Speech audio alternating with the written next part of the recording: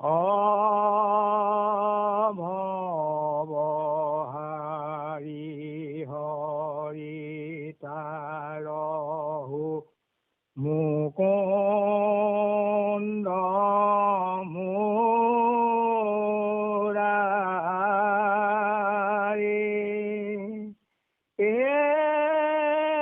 জনম মৰণ ক্লেশ সহিতে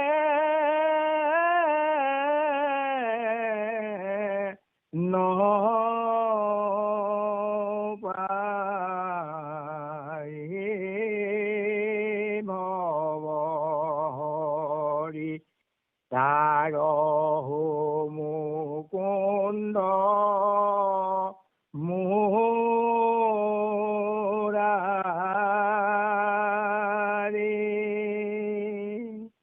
জনম মৰণ ক্লেশ সহিতে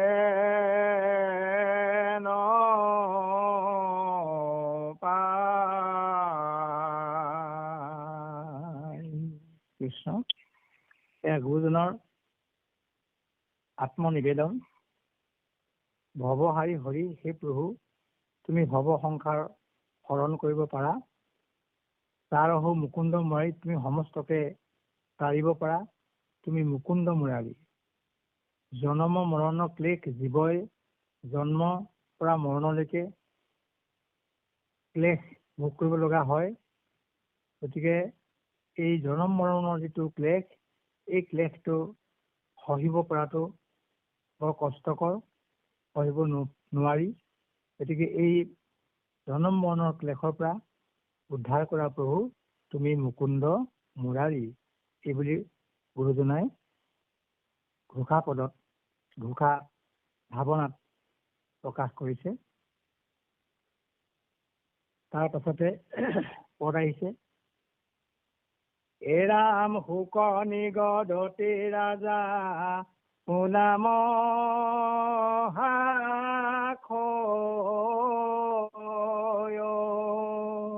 The person you are speaking with মুখ দেখি নুহিবা বিস্ময়, দেশ কৰি শিশু পালে লভিল মুকুতি,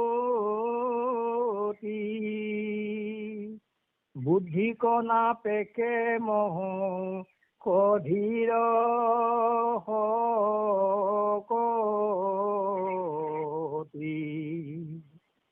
বিষ বুলি অমৃত কপিলে যিটো নৰ,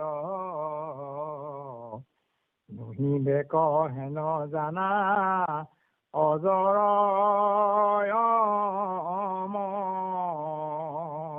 কথা পাতি থকা ব্যক্তিজনে ৰাম যেনে যেন তেন মতে মাত্ৰ স্মৰোক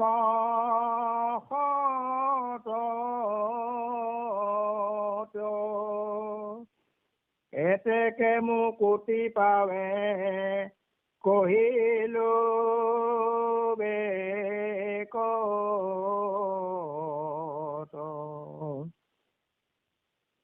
ব্ৰহ্মাদিৰো ইশ কৃষ্ণ প্ৰভু ভগৱন্ত,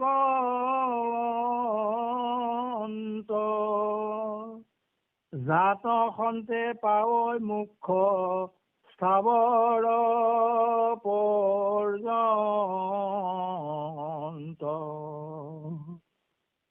নিৰপাৰ হৰিৰ ভকতি নহি বৃথা,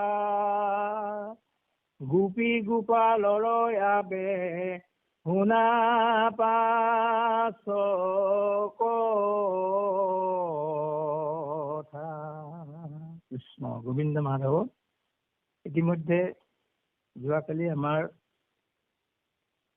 ৰাসক্ৰিয়াৰ প্ৰথম কীৰ্তন ভাগ আমাৰ পলাশবাৰী জিলা শাখাৰ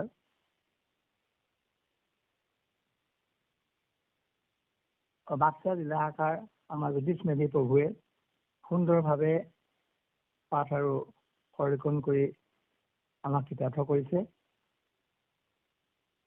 এই ৰাসক্ৰিয়াত মহাপুৰুষ গুৰুজনাই বহুখিনি তাৎপৰ্যপূৰ্ণ কথা উপস্থাপন কৰিব বিচাৰিছে। আচলতে আমি সকলোৱে ৰাসক্ৰিয়া তত্ত্ব সম্পৰ্কে কম বেছি পৰিমাণে আমি জানো বা উপলব্ধি কৰিছো। তত্ত্বজ্ঞসকলে, পণ্ডিতসকলে ৰাসক্ৰিয়াৰ অন্তৰত নিহিত হৈ থকা যি গভীৰ তত্ত্ব, এই সম্পৰ্কে বিভিন্ন বিশ্লেষণৰ দ্বাৰা প্ৰকাশ কৰিছে। গুৰুজনাই এই ৰাসলীলা তত্ত্বভাগী মহাভাগৱতৰ দশম স্কন্ধৰ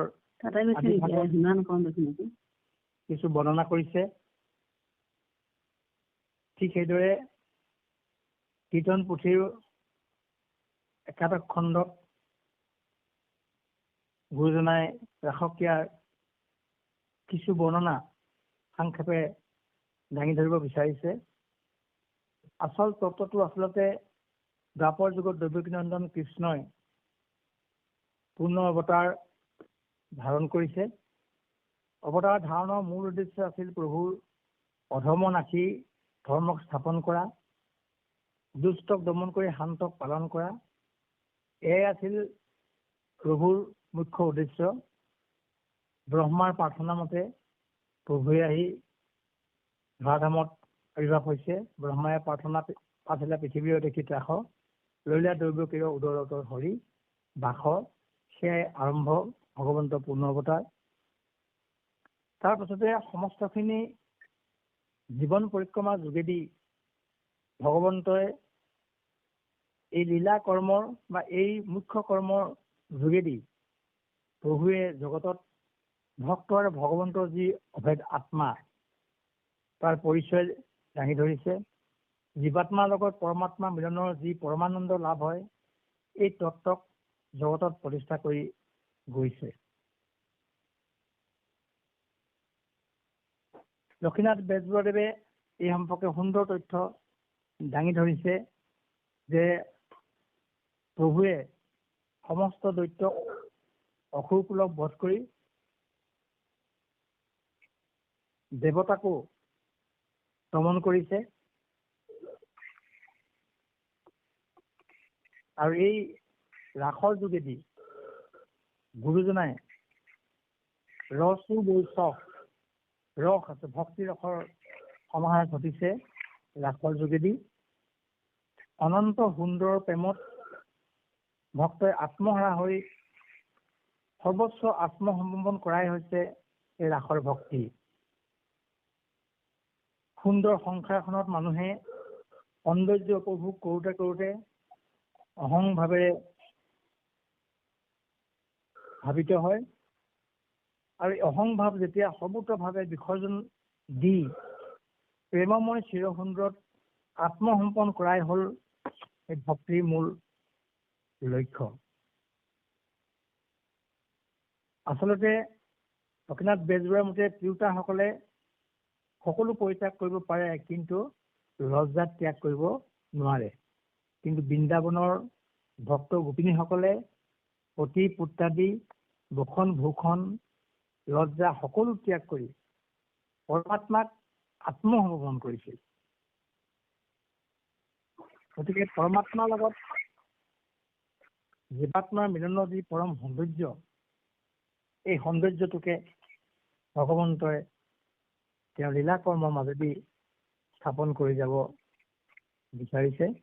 গুৰুজনাইও এই ভক্তি প্ৰেমৰ যি তাৎপৰ্য তাকে উপস্থাপন কৰাৰ হেতু এই কথাখিনি হাতত কলম তুলি লৈছে। গতিকে ইতিমধ্যে গোপিনীসকলে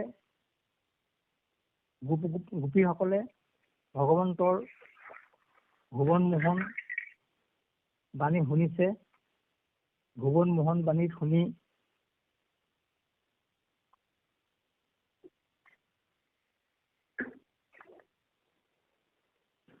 গোকুল বৃন্দাবনলৈ ঢাপলি মেলিছে। আচলতে এই ৰাসক্ৰিয়া ভাগ ব্ৰহ্মবৈৱৰ্ত পুৰাণত এটা কথা উল্লেখ কৰিছে যে শৰৎকালৰ আহিন মাহৰ শুক্লা ত্ৰয়োদশী তিথিত এই ৰাসক্ৰিয়া আৰম্ভ হৈছে আৰু পূৰ্ণিমা তিথিত সমাপ্ত হৈছে। যেতিয়া ব্ৰজবাসী টোপনিত লালকাল হৈছে, সেই নিশাই ভগৱন্তই ৰাস মণ্ডলৰ পৰা বাঁহী বজাইছে আৰু বাঁহীৰ মাতত গোপীসকল সাৰ পাই কামত উত্তাৱল হৈ কৃষ্ণৰ কাষলৈ ঢাপলি মেলিছে। কাহিনীটো তেনেধৰণেই আৰম্ভ কৰিছে। ইতিমধ্যে সমস্ত এই গোটেই কথাখিনি শুকমুনিয়ে ৰজা পৰীক্ষিতৰ আগত প্ৰকাশ কৰিব বিচাৰিছে বা প্ৰকাশ কৰিছে। সেই গোপিকাসকল যিসকলে ব্ৰজত জীৱন অতিবাহিত কৰিছে, যাৰ জীৱন পদ্ধতি গৰু গাইৰ লগত গাখীৰৰ লগত জীৱন নিৰ্বাহ কৰিছে, সেইসকল গোপিনী মুখ্য প্ৰাপ্তি হৈছে। এই কথাটো দেখি তুমি আচৰিত নহবা। যেনেকৈ এটা উদাহৰণ দি দেখুৱাইছে, দেশ কৰি শিশু পালে লভিলে মুকুতি। শিশু পালেও বৰিভাৱে ভগৱন্তক চিন্তা কৰি থাকোঁতেই ভগৱন্তৰ পৰা মুক্তি লাভ কৰিছে। গতিকে আচৰিত বুলি নাভাবিবা। যেনেকৈ এটা উদাহৰণ দিছে, বুদ্ধিক নাপেক্ষে মহৌষধিৰ শকতি। মহৌষধি শক্তিটো যিকোনো বুদ্ধিয়ে সেৱন কৰিলেও মহৌষধি যিটো গুণ, এইটো কেতিয়াও নাম হৈ নাযায়, তাৰ ক্ৰিয়া থাকিবই। ঠিক তেনেধৰণে ঈশ্বৰৰ নাম দেশ কৰিয়ে হওক বা প্ৰেমৰ ভাৱেই হওক, যেনে তেনে ললেই নামৰ যিটো মহিমা, এই নামৰ মহিমাটো সদায় মহিমাটোৱে ক্ৰিয়া কৰিব। এই কথাটো সুকে পৰীক্ষিতক জনাইছে। বিষ বুলি অমৃতক পিলে যিটো নৰ, নহিবেক হেন জানা অজৰ অমৰ। বিষকে পান কৰিছে, কিন্তু পান কৰোঁতে ভাৱনাটো লৈছে অমৃত পান কৰিছো বুলি। গতিকে অমৃত পান কৰিছে, বিষ বুলি খালেও অমৃতৰ যিটো ক্ৰিয়া, এইটো মানে অটুট থাকে। তেওঁ অজৰ অমৰ হবই। আৰু যেন তেনে মনে মাত্ৰ কৰোঁ যেন তেন মতে মাত্ৰ স্মৰক সতত, এতেকে মুকুতি পাৱে কহিলো বেকত। এইটো মানে শুকৰ একবাৰে স্পষ্ট বাণী প্ৰকাশ কৰিছে। যিকোনো প্ৰকাৰে যেন তেনে মতে ঈশ্বৰক স্মৰণ কৰিলে, শ্ৰৱণ কৰিলে, ঈশ্বৰৰ নাম শ্ৰৱণ কৰিলে, কীৰ্তন কৰিলে মুকুতি প্ৰাপ্ত হব। এই কথাটো স্পষ্টভাৱে জনাইছে। ব্ৰহ্মাদিৰো ঈশ কৃষ্ণ প্ৰভু ভগৱন্ত, জাত সন্তে পাৱৈ মুখ্য স্থাৱৰ পৰ্যন্ত। ব্ৰহ্মা ভগৱন্তৰ প্ৰথম সৃষ্টি। গতিকে ব্ৰহ্মাকে আদি কৰি যিমানবিলাক দেৱতা আছে, ব্ৰহ্মাদিৰো সমস্তৰে ঈশ্বৰ কৃষ্ণ প্ৰভু ভগৱন্ত, যাৰ যোগেদি স্থাৱৰ পৰ্যন্ত মুকুতি পাৱে। ভগৱন্তই স্থাৱৰ জংগম সৃষ্টি প্ৰাথমিতে কৰিছে। স্থাৱৰ জংগম, স্থাৱৰ মানে লৰচৰ কৰিব নোৱাৰা, জংগম মানে লৰি ফুৰিব পৰা। এই সকলো প্ৰাণী জগতখন ভগৱন্তই মুখ্য দিয়াৰ ব্যৱস্থা কৰিছে। নিৰপাৰ শৰীৰ ভকতি নাহি বিঠা, গোপী গোপালৰ আদেশ শুনা পাছ কথা। নিৰপাৰ শব্দটো অৰ্থ হৈছে বিঘিনি নাশক। বিঘিনি নাশক এই হৰিভক্তি কোনোবা যদি কৰে, তাৰ কোনো বিঠা নহয়, তাৰ ফল পাবই।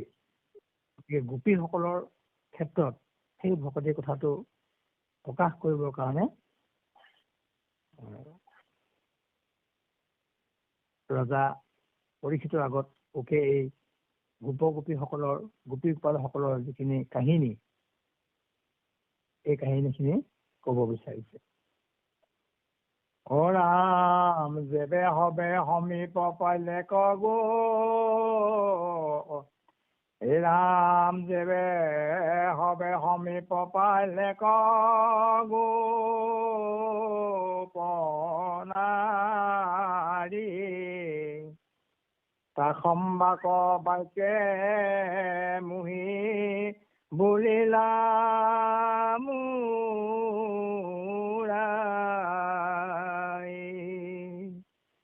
হে ৰাম কুশলে কি আইলা কয়ো ব্ৰজৰ কল্যাণ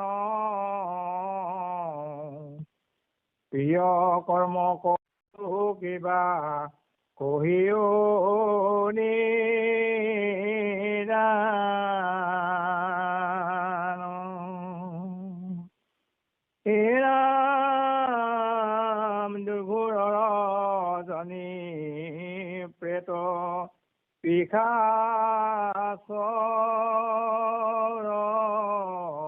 গতি সত্য নাথাকিবা তোৰ হবতি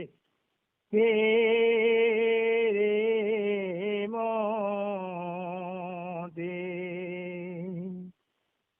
তোমাক সকলে দেখিয়া পিতৃ মাতৃ ছয় তাখম্বাৰ মনে মহা মিলিব সংশয়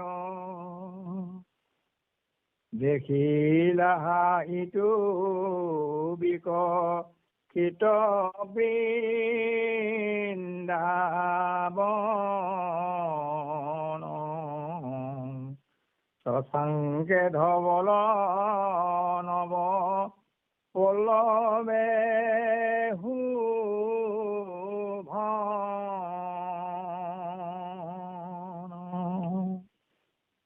উলটি ব্ৰজক যাহা কান্দেহি খুগন কাখম্বাক প্ৰতিপালে প্ৰিয়ায় কষ্ট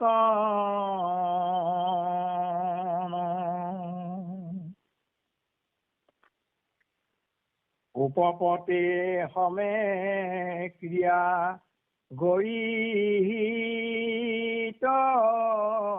কৰ্ম স্বামীৰ শুশ্ৰূষা কুল স্থিৰ মহাধন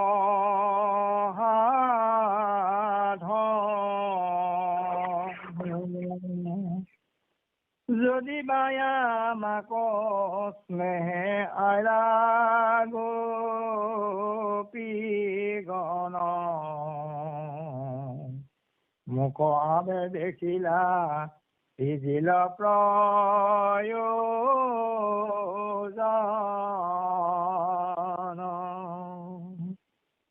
হে ৰাম বিদুৰতে থাকি কৰ কীৰ্তন বাঢ়ৈ মুত ভকতি নিৰ্মল হৈ মন দেখন্তে শুনন্তে সদা এলাহুৱে মতি জানি আগিহতে থাকি কৰিও ভকতি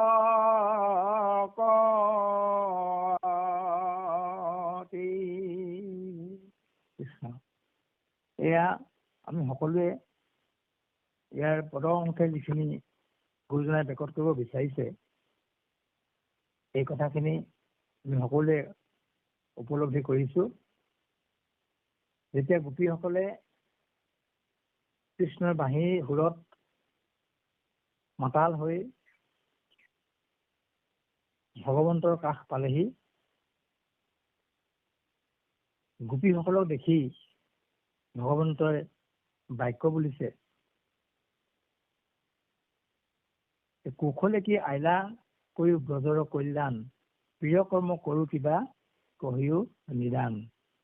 এটা ডাঙৰ দৰ্শন লুকাই আছে যে গোপীসকলে কৃষ্ণক প্ৰাণ ভৰি ভাল পায়।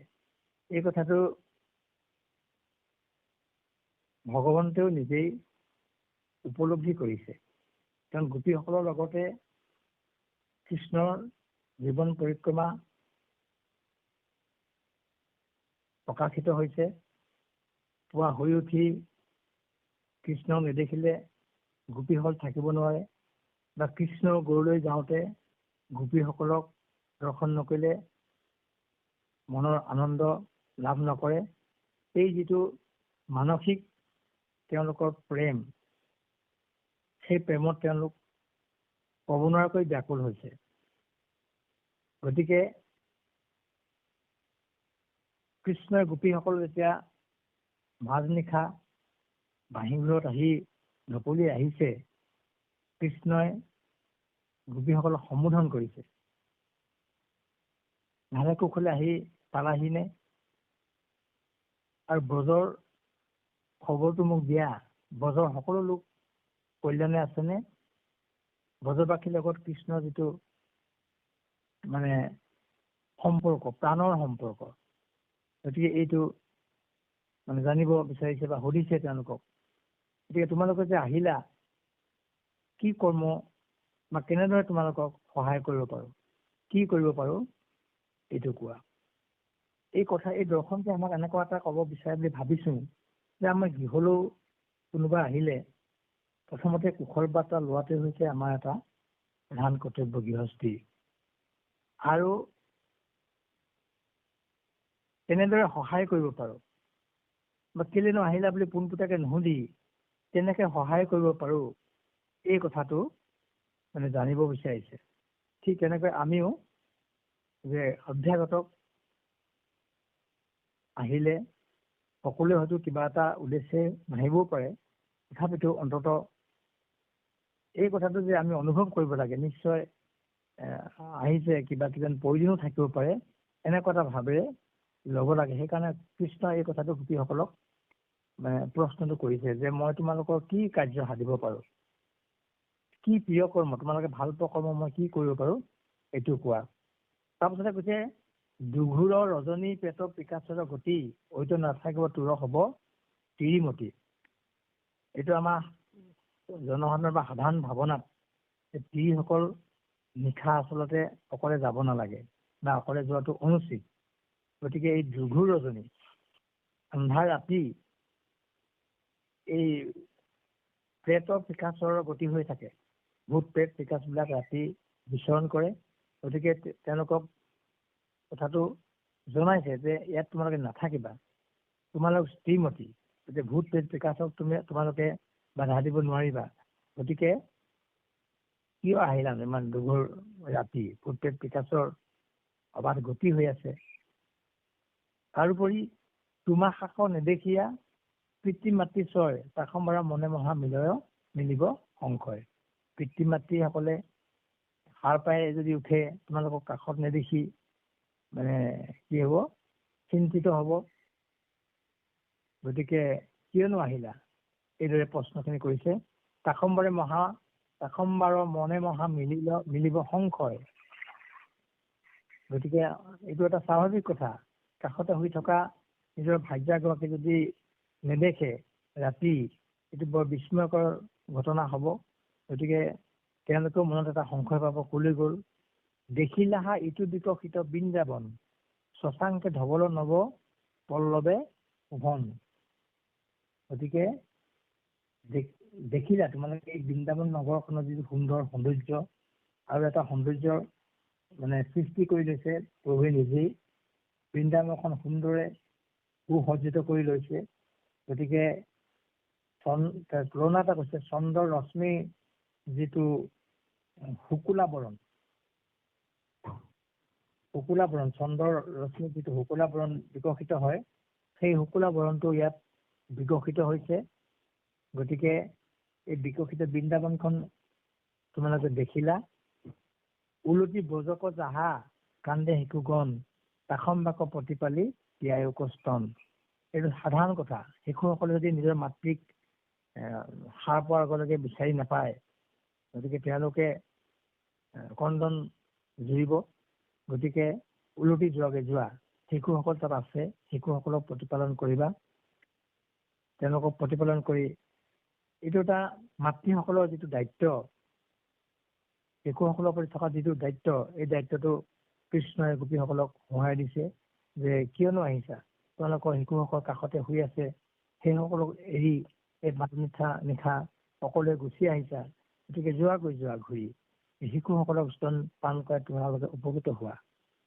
তাৰোপৰি আৰু এটা কথা অনুজ্ঞাই দিছে যে উপপতি সমেক্ৰিয়া গৰিহিত কৰ্ম স্বামীৰ শুশ্ৰূষা কুলস্থিৰ মহা ধৰ্ম। এইটো আমাৰ স্ত্ৰীসকলক অৰ্থে সুন্দৰ কথা এটা কৈছে, উপপতি সমেক্ৰিয়া গৰিহিত কৰ্ম। পতি শুশ্ৰূষা স্বামীৰ কুলধৰ্ম, স্ত্ৰীসকলৰ কুলধৰ্ম স্বামী শুশ্ৰূষা কৰাটো। কিন্তু ইয়াত ভগৱন্তই এই কথাটো এইকাৰণে কৈছে যে সেয়া হ'ল বৈষয়িক স্বামীক শুশ্ৰূষা কৰাটো ভাৰ্যাসকলৰ বা কুলৰ স্ত্ৰীসকলৰ এটা ধৰ্ম। বৈষয়িক স্বামীক শুশ্ৰূষা কৰিব লাগিব। কিন্তু ইয়াত সেইটো হ'ল আমাক বৈষয়িক দিশৰ কথাটো সোঁৱৰাই দিছে। কিন্তু আচল ক্ষেত্ৰত পৰম স্বামী, এতিয়া গোপীসকলে পৰম স্বামীৰ শুশ্ৰূষাৰ কাৰণে বা পৰম স্বামীৰ সান্নিধ্য লাভ কৰিবৰ কাৰণে আহিছে।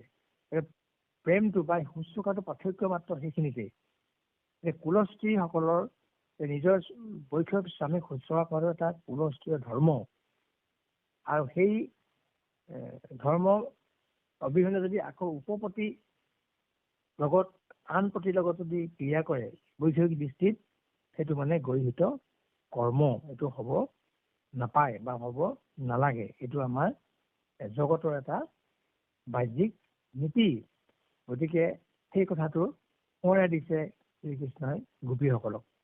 যদিবা আমাক স্নেহ আইলা গোপীগণ, যদি তোমালোকে মোৰ স্নেহত মোৰ মৰমতে তোমালোকে এই মাজতে আহি মোৰ ওচৰত পালাহি, আবে মোক দেখিলা সিজিলে প্ৰয়োজন, মোক যেতিয়া লগেই পালা বা দেখিলাই, গতিকে তোমালোকৰ প্ৰয়োজনটো সিজিলে, গতিকে তোমালোকে এতিয়া গুচি যোৱাকে। এই তত্ত্বটোৰ কথা তেওঁলোকক মানে, কাৰণ যেতিয়াই কৃষ্ণই বাঁহী বজাই মাতে, বাঁহী বজাৰত গোপীসকলে মানে আকৰ্ষিত হয় সদায়। এই কথাটো কৃষ্ণই অনুভৱ কৰে, কৃষ্ণই জানে এই কথাটো। সেইকাৰণে কৃষ্ণই যেতিয়া বাঁহী বজাই দিলে, গোপীসকল যেতিয়া আহিলে, এইটো অস্বাভাৱিক, কৃষ্ণৰ কাৰণে অস্বাভাৱিক নহয় বা গোপীসকলৰ কাৰণে অস্বাভাৱিক নহয়। কৃষ্ণৰ বাঁহী ঘূৰত তেওঁলোকক প্ৰেমাকুল হৈ পৰে। গতিকে কৃষ্ণক নেদেখিলে সেই সময়ত তেওঁলোকে থাকিব নোৱাৰে, এনে এটা ভাৱনা তেওঁলোকৰ মাজত, গোপীসকলৰ মাজত প্ৰকাশিত হয়। আৰু এটা তথ্য কৃষ্ণই গোপীসকলক দিয়া আছিলে, জগতক দিছে যে বিদুৰতে থাকি কৰি শ্ৰৱণ কীৰ্তন ব্ৰাহ্ময়মূত ভকতি নিৰ্মল হোৱে মন।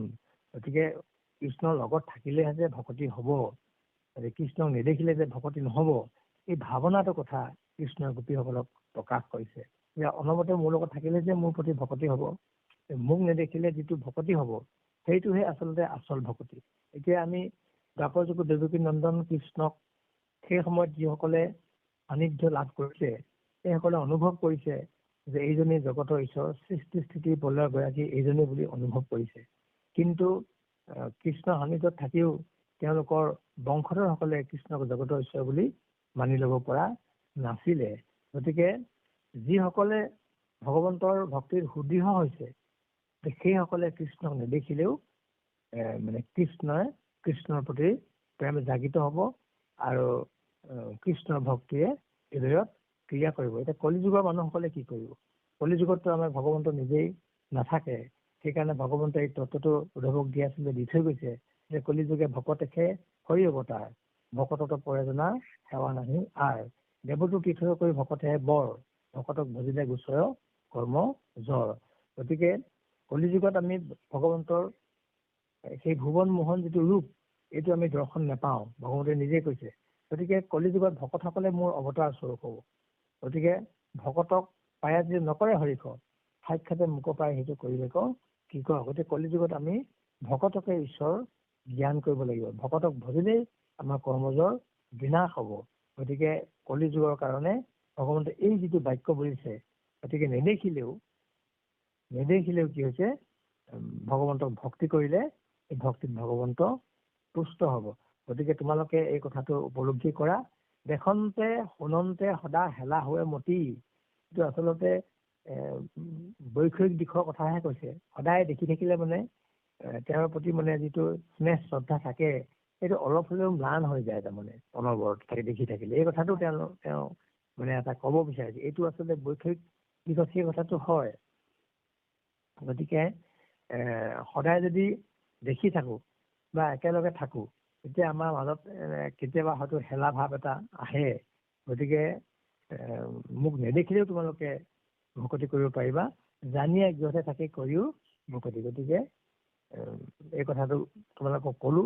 গতিকে যোৱাকে যোৱা, মোক নেদেখিলেও তোমালোকৰ ভকতিটো হ'ব। গতিকে এই কথাখিনি আশ্বাস বাণী চলেৰে জগতক ভগৱন্তই জনাব বিচাৰিছে যে ভগৱন্তৰ ভক্তিটো কেনেকুৱা। সুদৃঢ় ভকতি হ'লে ভগৱন্তৰ কাষত নাথাকিলেও ভগৱন্তৰ প্ৰতি মানে আমাৰ কুন্তী মাতৃয়ে সেই কথাটো প্ৰকাশ কৰিছে।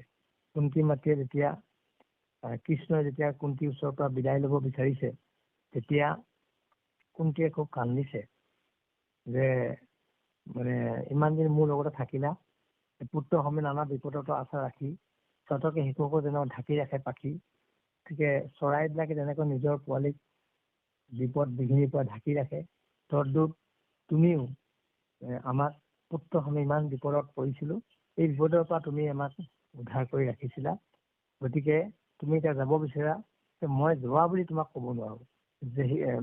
একো বুলি বাক নোৱাৰো সম্পত্তি, যেহি লাহে তাক কৰা ত্ৰিজগত প্ৰতি। যেহি চাহা তাকে কৰা ত্ৰিজগত প্ৰতি। তোমাৰ যি ইচ্ছা তাকে কৰা, মই একো আৰু যোৱা বুলিও ক'ব নোৱাৰো, থাকা বুলি ক'ব তাকে কৰা। কিন্তু এটা কথা মোক আশীৰ্বাদ কৰি থৈ যোৱা যে আনৰ ধৰ্ম মোৰ নাযাওক মতি, তোমাৰ চৰণে ভোক নিৰন্তৰে ৰতি। এইটোৱে মোক কৃপা কৰা যে আন ধৰ্মত যাতে মোৰ ৰতি নহয়, তোমাৰ চৰণত মাত্ৰ মোৰ ভকতি হয়। যেনে যদি গংগাক নিৰোধ যদি কৰে যদি তথাপিতো সাগৰতো পৰে দেৱ নদী। গংগাখনৰ এটা তুলনা দিছে যে গংগাক বৈ যাওঁতে যদি জাজিও পাই যায়, জাবৰ জোঁথৰ পাই যায়, সমস্ত জাবৰ জোঁথৰকে নি পেলাই জাজিখন বৈ যায় সাগৰৰ দিশে, সাগৰ দিশে বৈ যায়। তদু সেই মতে বিঘিনিব নগনি মূৰৰ মতে মনে তোমাৰ সদায় নিৰন্তৰে হওক ৰতি তোমাৰ চৰণে। গতিকে মোৰ বিপদ বিঘিনিবিলাক নগনি মই তোমাৰ চৰণতে যাতে সদায় ৰখি থাকে মোক, এইটোৱে তুমি কৃপা কৰা। সেইটোৱে হৈছে সুদৃঢ় ভকতি। এই সুদৃঢ় ভকতিত কৃষ্ণই সন্তুষ্ট হৈছে। গতিকে কুন্তীৰ সেই আকুল আহ্বান, প্ৰেম ভকতিৰ যিটো লক্ষণ উপলব্ধি কৰি ভগৱন্তই সিদিনা কি কৰিছে, নিজৰ সিদ্ধান্ত বদলি কৰিব লগা হৈছে।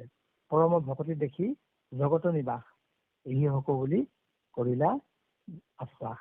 গতিকে তুমি যিটো কামনা কৰিছা সেইটো নাযায়বোৰ গৃহক বুলি পালতিলা হৰি, কুন্তীক আগ্ৰহ কৰি পালতিলা হৰি। গতিকে কৃষ্ণই সেনেকৈ সিদ্ধান্ত বদলি কৰিছে প্ৰেম ভকতি নিদৰ্শন দেখি, কুন্তীৰ ভক্তি দেখি পেলাই যে মই আৰু আজি নেযাওঁ পেহী, তুমি ইমান সুখ কৰিছা, গতিকে মই আৰু নেযাওঁৱে আজি। জগতৰ ঈশ্বৰে নিজৰ সিদ্ধান্তক পৰিৱৰ্তন কৰিব পাৰে বা কৰিব বিচাৰিছে কি কাৰণে? ভক্তি প্ৰেমৰ কাৰণে, ভক্তিৰ কাৰণে কৰিব বিচাৰিছে। এই কথাখিনি দৰ্শন জগতত ৰাখি যাব বিচাৰিছে দ্বাপৰ যুগত দেৱকী নন্দন কৃষ্ণই।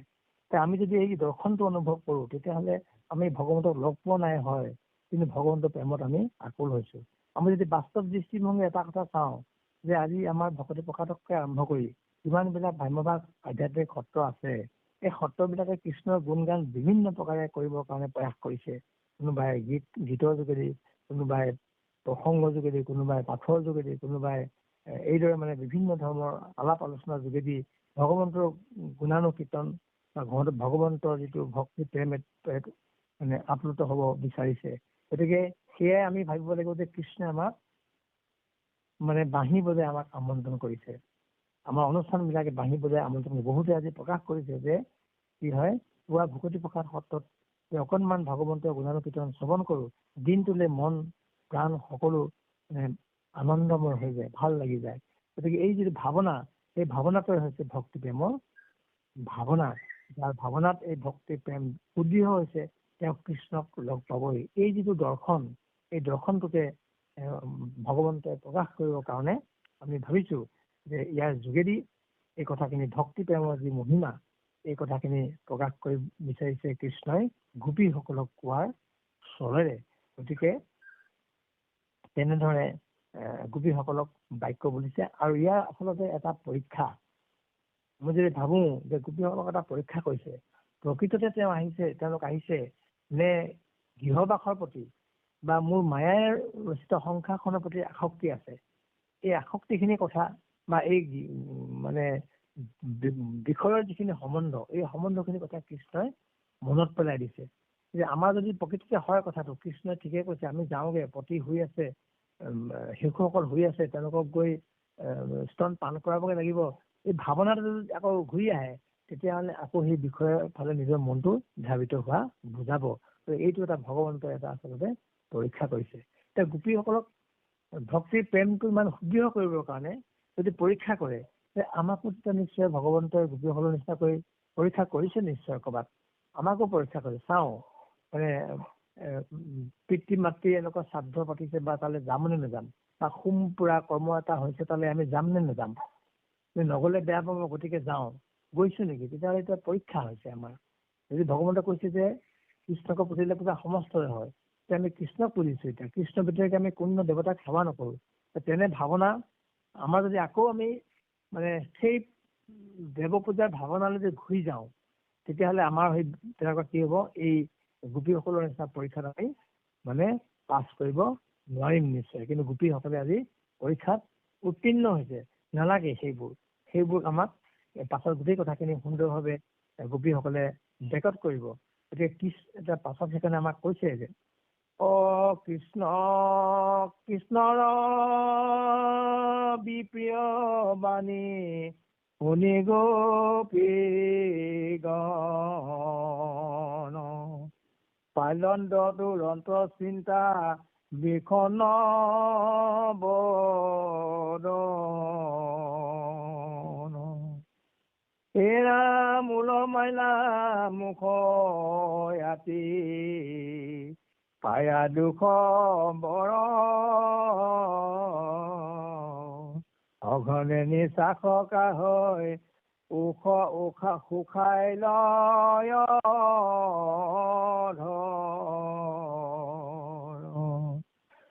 ৰাম কোচৰ কুকুম মানে লুটকে তিল, থাকিল নিচুকি মুখে বচন হৰিল, ৰাম চৰণে ভূমিক লেখে লেখে তমুময়, বুঢ়া হৰি হৰি হৌক পাপৰ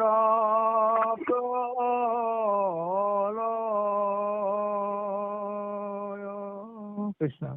এইটো এটা মানে সেই সময়ৰ এটা পৰিস্থিতি গুৰুজনাই বৰ্ণনা কৰিব বিচাৰিছে যে ইমান আশা, ইমান প্ৰেম মনত পোষণ কৰি মনত পুহি লৈ কৃষ্ণ দৰ্শনৰ কাৰণে উত্তাবলৈ আহিছে। গতিকে কৃষ্ণৰ যিটো বিপ্ৰিয় বাণী, মানে যিটো বিপ্ৰিয় মানে ভাল নোহোৱা বাণী বা বেয়া পোৱা যিটো বাণী, বিপ্ৰিয় মহাপুৰুষে শব্দটো ব্যৱহাৰ কৰিছে। কৃষ্ণৰ বিপ্ৰিয় বাণী শুনি গোপীগণ, তেনে বাক্য শুনি তেওঁলোকৰ মনবোৰ একেবাৰে জয় পৰি গৈছে। পাইলন্ত দুৰন্ত চিন্তা বিষণ্ণ বদন, এইটো অস্বাভাৱিক নহয় আচলতে। সাধাৰণতে যাক ভাল পায় তেওঁ যদি ভাল পোৱাটো মানে প্ৰত্যুত্তৰ যদি ভাল নোপোৱা এটা ভাৱনা প্ৰকাশ কৰে, সাধাৰণতে এইটো আমাৰ মনটো বিৰৈ যোৱা অস্বাভাৱিক নহয়। গোপীসকলৰ ইমান মনে প্ৰাণে ভাল পোৱা জনক আহিছে নহয়, গতিকে তেনেকুৱা ভাৱনা এটা মানে দেখিলে আচলতে মনবোৰ বিদৰি যোৱা স্বাভাৱিক কথা। ইমান ভাল পাওঁ, মোক আকৌ তেওঁ ভাল পোৱাটো দেখুওৱা নাই। সেইকাৰণে আমি সদায় এটা কথা আমি দৰ্শনতে আমাকো কৈছে যে আমি যাক প্ৰাণ ভৰি ভাল পাওঁ বা ভাল পায় বুলি মোক জানো, গতিকে তেওঁক যাতে এই ভাল পোৱাৰ বিপৰীতে বেলেগ এটা মানে প্ৰক্ৰিয়া আমি দেখুৱাব কেতিয়াও নালাগে। যি আমাক সাবুত মাৰি মানে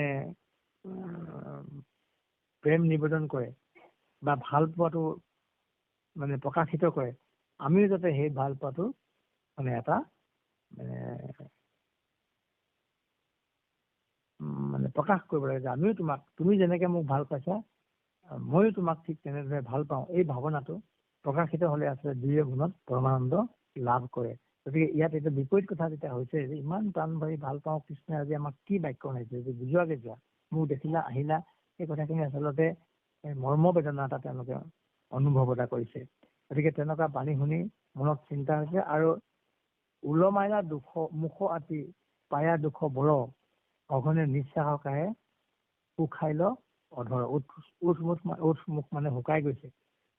যে ইমান এটা মানুহৰ মনটো যেতিয়া তেনেকুৱা ধৰণৰ এটা অৱস্থালৈ গুচি আহে, তেতিয়াহ'লে মানে কি হয়, এটা আনন্দটো ব্যাহত হৈ যায়।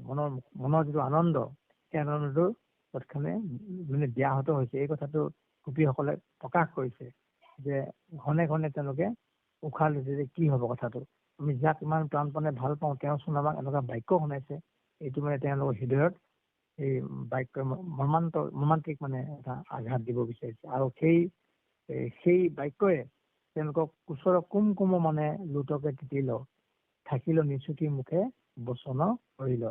কুশৰ কুমকুমো তেওঁলোকক মানে চকুৰ পানীৰে মানে সকলো তিয়াই পেলাইছে আৰু তেওঁলোকে নিৰুক্ত হৈ আছে কি কৰিম। সাধাৰণতে মানুহে মানে আমাৰ এইটো এটা গুৰুজনে মানে কৰিছে, উল্লেখ কৰিছে, চৰণে ভূমিক লেখে দেখে তমোময়। চৰণে ভূমিক লেখে মানে তললৈ মূৰ কৰি থাকে। আচলতে তললৈ মূৰ কৰিলে কি হয়, এই যে আমি বুঢ়া আঙুলিটোৱে কেতিয়াবা মানে তেনেকুৱা মনত দুখ পালে মানে কি কৰিম কি নাই এনেকুৱা এটা দুধুৰ মুধুৰ অৱস্থা এটা প্ৰাপ্ত হয়। তেতিয়া মানে কি হৈছে, ভৰি আঙুলিয়ে মানে ভূমিকে মানে স্পৰ্শ কৰি মানে লেখি থকা নিচিনাকৈ মানে ভূমি স্পৰ্শ কৰি তললৈ মূৰ কৰি থাকে। এইটোৱে মানে বেজাৰ যিটো মানে মানুহৰ মনত থকা বেজাৰটো প্ৰকাশিত হয়। এইটো এটা স্বাভাৱিক কথা। গুৰুজনে আমাক প্ৰকাশিত হৈছে যে তেনে বাক্য যাতে বুলিব নালাগে, সেই কথাটো আমাক কৈছে যে ভাল পোৱাজনক কেতিয়াও তেনে এটা মুহূৰ্তৰে কেতিয়াও নিব নালাগে। গোপীসকলৰ ক্ষেত্ৰত সেইটোকে হৈছে, তললৈ মূৰ কৰি একো মানে মাতিব নোৱাৰা এটা অৱস্থা হৈছে। গতিকে মহাপুৰুষে এই কথাখিনি আমাক সংক্ষেপে উল্লেখ কৰি পেলাই পাছত সামৰণি মাৰিছে, বোলা হৰি হৰি হুক পাপৰ পলয়। পাপৰ বিনাশ হবলৈ হলে আমি ভগৱন্তৰ গুণনাম শ্ৰৱণ কীৰ্তন কৰিব লাগিব। যেন তেনে মতে হওক শ্ৰৱণ কীৰ্তন, যিকোনো প্ৰকাৰে শ্ৰৱণ কীৰ্তন হলেই ভগৱন্তে আমাক কৃপা কৰিব। এই দৰ্শনটো সেই মহাপুৰুষ গুৰুজনাই ৰাসক্ৰিয়াৰ যোগেদি আমাক প্ৰকাশ কৰিব বিচাৰিছে বুলি ভাবিছো। গতিকে ভাপাইসকল আগতে কৈছো মানে কি হয়, এই গুৰুজনাৰ ৰচনা সাৱলীল ভাষাৰে মানে উপস্থাপন কৰাটো বৰ জটিল কৰ্ম। গতিকে মানে গুৰুজনাৰ ভক্তি নাথাকিলে এই কথাখিনি প্ৰকাশ কৰাটো সম্ভৱ কেতিয়াও নহয়। যে আমি আমাৰ ভকতসকলৰ লগত থাকি মনৰ যিটো ভাৱনা, এই ভাৱনাটোকে আপোনাসৱৰ আজ্ঞা মাত্ৰ পাই আমি কৃতাৰ্থ হৈছো। আৰু নিজৰ ভাৱনাখিনিহে আপোনাৰ আগত মাত্ৰ সৰলীকৰণ নহয়, মাত্ৰ ব্যক্ত কৰিছো। গতিকে আপোনাসৱে আমাক অপৰাধ নধৰিব। এইখিনি কথাকে আমি আমাৰ মনৰ ভাৱনাখিনি আপোনাসৱৰ আগত মাত্ৰ ভাগ বিতৰণ কৰিছো। আপোনাসৱে আমাক অকণমান কৃপা কৰিব, যাতে প্ৰভু ভক্তিত আমি আগবাঢ়িবৰ কাৰণে যত্নহে মাত্ৰ কৰিছো। আপোনাসৱৰ কৃপাই আপোনাসৱৰ সংগে আমাক উপকৃত কৰিছে। আমি মাত্ৰ এই কথাখিনি আমাৰ নিজৰ ভাৱনাৰে প্ৰকাশ কৰাত আমাৰ যদি কাৰোবাৰ কোনো অনিচ্ছা কেতিয়াবা অপৰাধ হৈছে, আপোনাসৱে মাৰ্জনা কৰি কৃপা কৰিব। আমি পাঠ ভাগি সামৰণিলৈ যাব বিচাৰিছো। সভাপতি প্ৰভু।